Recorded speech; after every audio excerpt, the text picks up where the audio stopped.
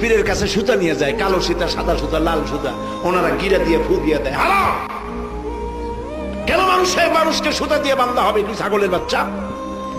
মানুষের সন্তান হাতে সুতা, গলায় সুতা, কোমরে সুতা, কি পাইছেন আপনারা?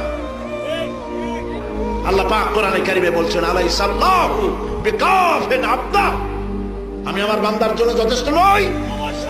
চিল্লায় কোন অবশ্যই যথেষ্ট। তাহলে মন দুর্বল হয় কেন? এখানে হাজারো আলেম বসে আছেন, আলেমদের গুদাম এটা, আলেমদের ওলামাগঞ্জ যেটাকে বলা যায়। আমি ভুল বললে আপনারা বলবেন।